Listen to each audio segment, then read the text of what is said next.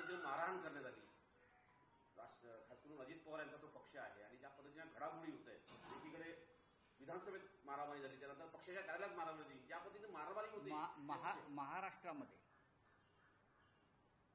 फडणवीसांचे जे सरकार म्हणून जे चालवलं जात आहे ते सरकार नाही, ते गुंडांची टोळी आहे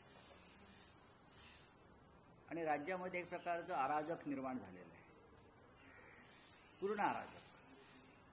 बघा, देवेंद्र फडणवीस मुख्यमंत्री म्हणून मोठी मोठी छातीवर ते हात मारून वगैरे भाषणं करतायत, हे करीन ते करीन, त्याला सरळ करीन त्याला सरळ करीन,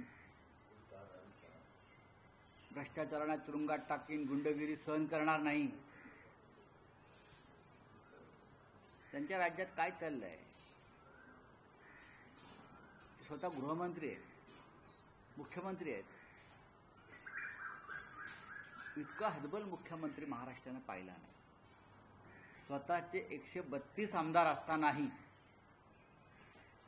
आणि ज्याने 3 वर्षापूर्वी 40 आमदार फोडले दुसऱ्या पक्षाचे आणि त्याचा विजय उत्सव साजरा केला की मी किती महान आहे. आधीचं सरकार हे घटनाबाह्य होतं आणि आताचं सरकार फडणवीसांचं हे अनैतिक आहे. कारण या राज्यामध्ये रोज इतके अनैतिक कृत्य घडतात आणि त्यांच्या सरकारमधलेच लोक करतात अनैतिक व्यभिचारी सरकार. आणि देवेंद्र फडणवीस काही करू शकत नाहीत. अशा प्रकारचं राज्य हे महाराष्ट्राला सरकार हे महाराष्ट्राला कलंकित करणारं सरकार आहे. तुम्ही पाहिलं असेल की ज्याचा तुम्ही उल्लेख केला की आमदार, मंत्री, पक्षाचे त्यांच्या पदाधिकारी ज्या प्रकारचं वर्तन करतात हे महाराष्ट्रात कधी घडलं नव्हतं. काल खासदार आणि त्यांचे राष्ट्रवादीचे प्रदेशाध्यक्ष सुनील तटकरे यांच्यासमोर छावा संघटनेच्या राज्यप्रमुखांवर हल्ला झाला आणि तो हल्ला कोणी केला तर राष्ट्रवादीच्या राज्यप्रमुखांनी केला. समोर चित्र दिसतं आहे की मुंबईमधल्या गुंड टोळ्या आमच्या टायकलवाडीमध्ये एकीकडे अशा प्रकारच्या मारामाऱ्या करायच्या, आमदार निवासमध्ये मारामाऱ्या होत आहेत, हनी ट्रॅपची प्रकरणं सुरू आहेत. म्हणजे राज्यात कोणता गुन्हा घडत नाही. मंत्र्यांच्या बारमधून बारबाला पकडल्या जातायत ना. कुठे गेला भारतीय जनता पक्षाच्या त्या महिला नेत्या, फडफडणाऱ्या सगळ्या विरोधी पक्षाच्या लोकांवरती जेव्हा काही गुन्हे किंवा काही आरोप हे लोक करायचे तेव्हा या सगळ्या महिला नेत्या अगदी काय म्हणतात त्याला, राणा भीमादेवी थाटामध्ये पुढे येत होत्या. आज कुठे आहेत? मंत्र्याच्या बारमध्ये लेडीज बार महिला सापडल्या, बारबाला. महिलांवरती अत्याचार वाढलेले आहेत, हनी ट्रॅपची प्रकरणं वाढलेली आहेत. 4 मंत्री, फडणवीस खोटं बोलतायत त्यांना माहिती आहे, 4 मंत्री हनी ट्रॅपमध्ये अडकले. आज मी एक जे ट्विट केलं आहे त्याची सत्यता पडताळून पाहावी. देवेंद्र फडणवीसांनी आमचे जे खासदार फुटले, जे फडणवीसांनी फोडले असं म्हणतात किंवा अमित शहाने फोडले असं म्हणतात, त्याच्यामध्ये ईडी सीबीआय आहे. त्याच्याबरोबर 4 खासदारांना हनी ट्रॅपमध्ये अडकवले. आणि कोण तुम्हाला माहिती आहे? तरुण खासदार. त्यांना हनी ट्रॅपमध्ये अडकवून त्यांच्यावर दबाव आणला आणि मग त्यांनी भाजपमध्ये जाऊन शुद्धीकरण करून घेतलं. ही या महाराष्ट्राची संस्कृती झालेली. महाराष्ट्रात नैतिकता उरलेलीच नाही. महाराष्ट्राला जी परंपरा होती एक महान चांगल्या मुख्यमंत्र्यांची, सुसंस्कृत मुख्यमंत्र्यांची, नुसतं कायद्याची पदवी असणं मुख्यमंत्र्याकडे म्हणजे सुसंस्कृतपणा नाही. बरं, नाव फडणवीस असलं तरी पण अंतरंगात जो एक मनामध्ये संस्कार असावा लागतो तो दिसत नाही. हे राज्य रसातळाला जाताना दिसतंय. कालचं कृत्य हाणामारीचं सगळ्यांनी पाहिलं, आमदार निवासचं पाहिलं, संजय सिरसाटांच्या नोटाने भरलेल्या बॅगा पाहिल्या, हनी ट्रॅपची प्रकरणं पाहिली आणि देवेंद्र फडणवीस फक्त या सगळ्यांचं समर्थन करीत भाषणं करतायत. हे या राज्याचं दुर्दैव आहे. हे राज्याचं असा मुख्यमंत्री महाराष्ट्राने कधी पाहिलाच नाही. यापेक्षाही अनेक मुख्यमंत्री आम्ही पाहिलेत जेव्हा कार्यक्षम असतील, त्यांच्याकडनं काही चुका झाल्या असतील पण अशा प्रकारे भ्रष्टाचार, व्यभिचार, गुंडागर्दी मंत्रिमंडळातली, अहो एक मंत्री रमी खेळतोय, दिसतोय तरी त्याचं समर्थन केलं जात आहे, त्याच्यावर कारवाई होत नाही. हे जर दुसऱ्या पक्षाचे कोणी असतं आणि आमचं सरकार असतं तर देवेंद्र फडणवीस मंत्रालयाच्या पायऱ्यावर ऊर बडवत बसले असते.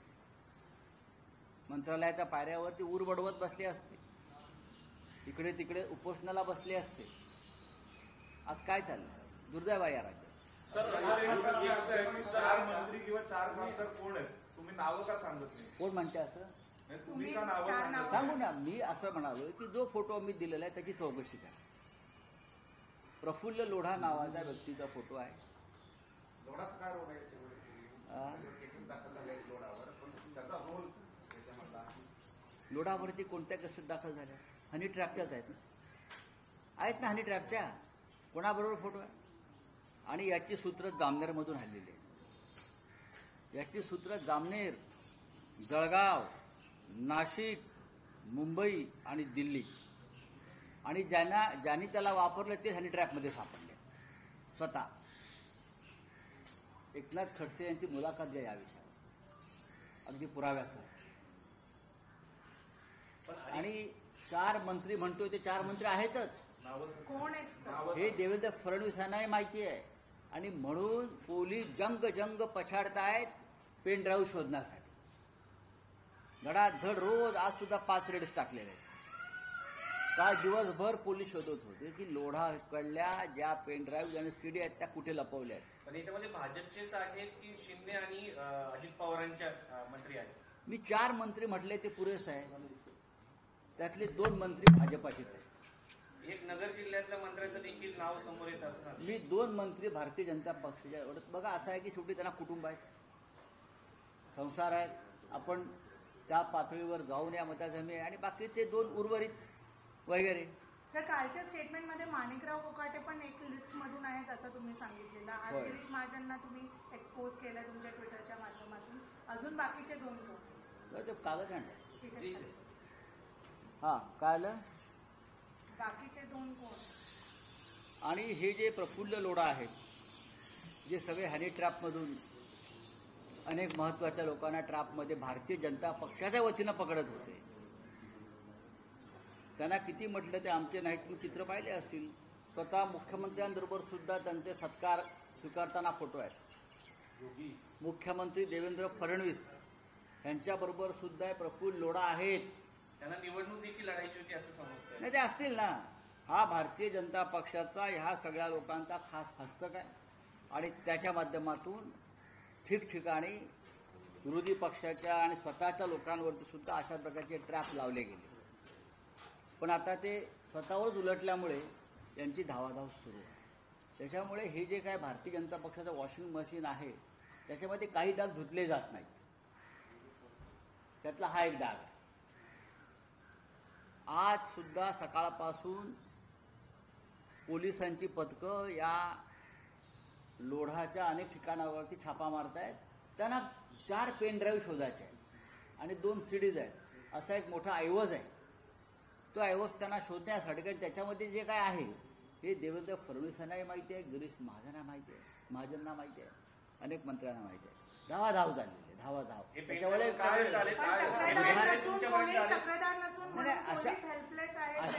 अशामध्ये तक्रारदार शक्यतो नसतो, पण त्याचा जो परिणाम आहे दृश्यफळ दिसत असतं. संबंधित व्यक्ती, संबंधित सरकारचे लोक हे कशा प्रकारे ब्लॅकमेल करतात त्याचा वापर करून. पण आता स्वतःलाच ब्लॅकमेल केलं जात आहे. मी जे म्हणतोय की आमचे 4 खासदार हे या प्रकरणात हनी ट्रॅपमध्येच गेले, आणि ती नावं सगळ्यांना माहिती आहेत. 4 तरुण खासदार हे याच प्रकारच्या हनी ट्रॅपमधून आमच्याकडून गेले, पळून गेले. बाकी ईडी, सीबीआय, तपास यंत्रणा, भ्रष्टाचार या गोष्टी वेगळ्या, पण ते गेले.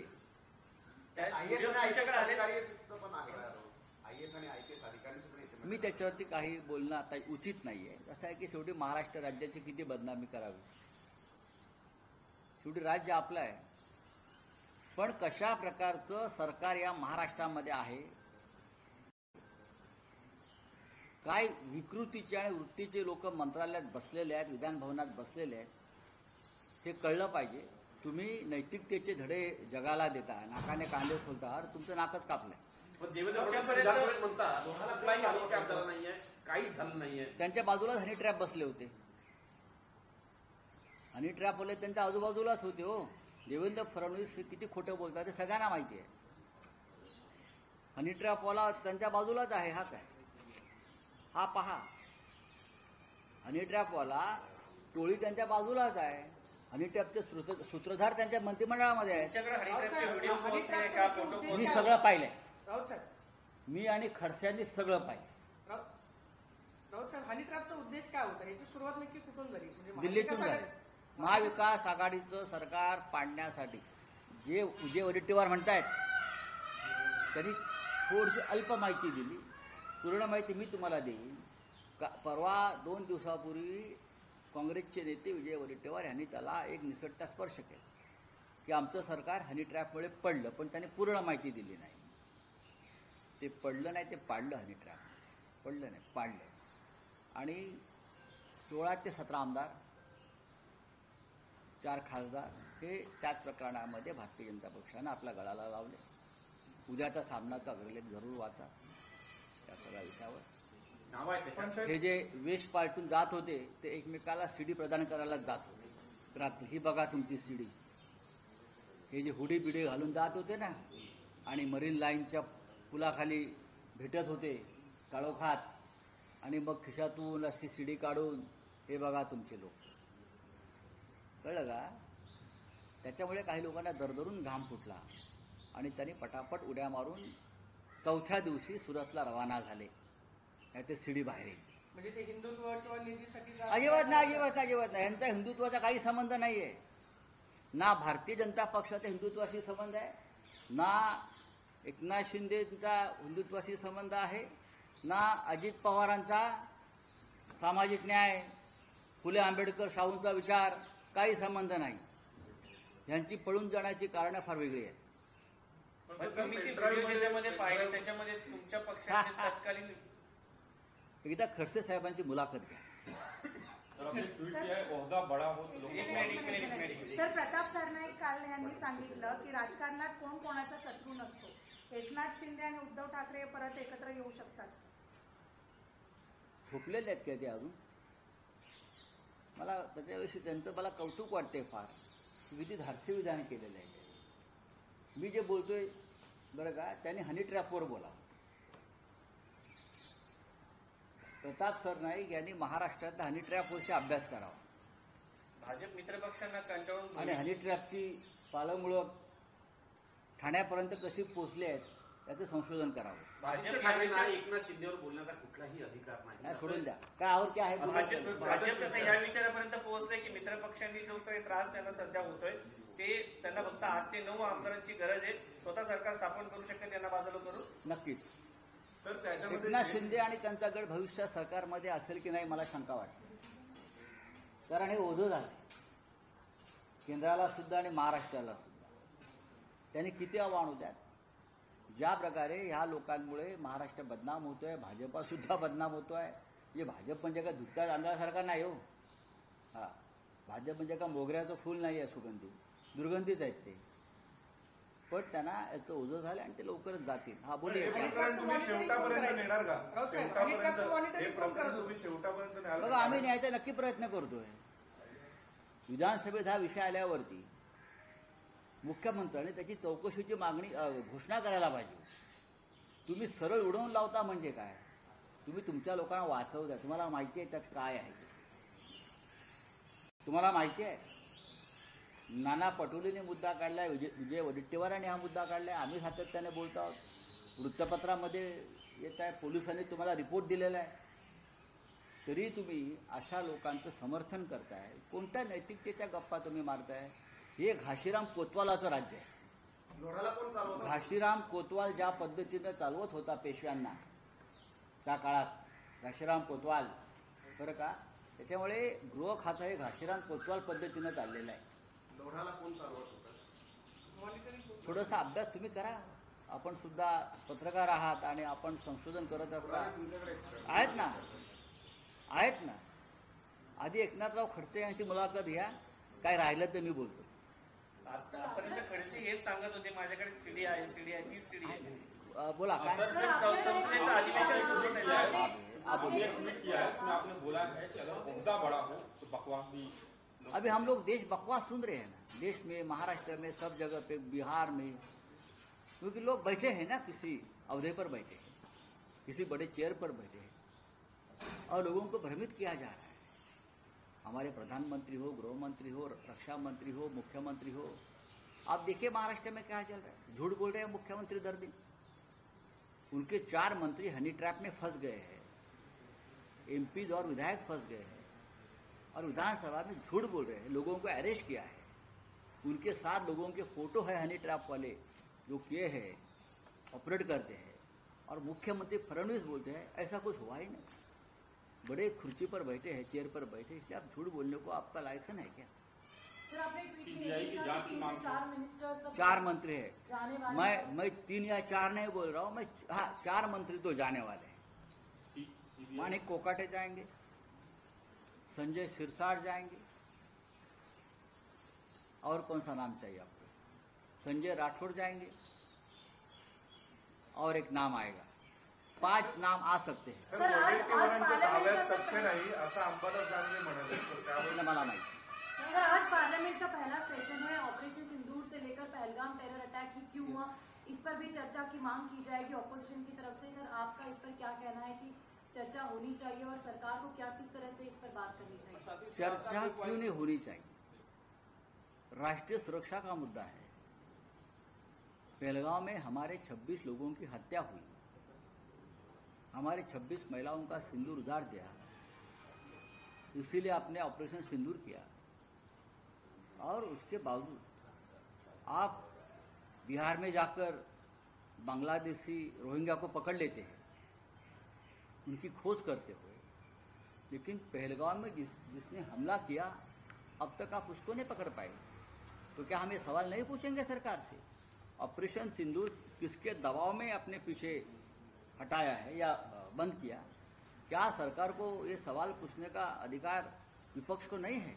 लोकतंत्र में हम जरूर सवाल पूछेंगे, हम सदन में खड़े रहेंगे। सर, हमको ये करना ही चाहिए राष्ट्रहित के लिए। कांग्रेस नेता शशि थरूर का पिछले दिनों से जो बयान मैं क्या देखो, उनका इंटरनल कांग्रेस की बात है ये। साथ ही ये सेशन बहुत इम्पोर्टेंट रहने वाला है, आपके कुछ ऐसे मुद्दे जिन्हें हम मानते हैं कि ये सेशन बहुत इम्पोर्टेंट है, लेकिन सरकार मानती है क्या? हम मानते हैं जिस तरह से पाकिस्तान के साथ युद्ध हुआ और युद्ध रोका गया, जिस तरह से पहलगांव में हमारे लोगों को मारा दिया, सिंदूर उजाड़ दिया हमारे महिलाओं का, और अब तक वो लोगों का अता पता नहीं लगा पाई सरकार, तो हमारे ये सेशन बहुत इम्पोर्टेंट है। सेशन के दरमियान मोदी जी 3 दिन के विदेश दौरे पे देखिए, हैं। मोदी कब रहते हैं देश में? मोदी देश में रहते हैं क्या? अब उनको 75 साल होने वाले हैं, शायद उनको रिटायर होना पड़ेगा, तो फिर एक बार एक राउंड विदेश का कर रहे हैं भ्रमण का। मानिकराव काकाटे जो है रमी खेलते हुए पकड़े गए हैं, उसमें असेंबली चल रहा था। अरे भाई, हनी ट्रैप में लोग पकड़े गए तो क्या है, रमी के बाद क्या? विधानसभा में एक मंत्री, वो कृषि मंत्री है, जिस महाराष्ट्र में 3 महीनों में लगभग 700 किसानों ने आत्महत्या की, उस राज्य का कृषि मंत्री रमी खेल रहा है और मुख्यमंत्री उस मंत्री का समर्थन कर रहे हैं।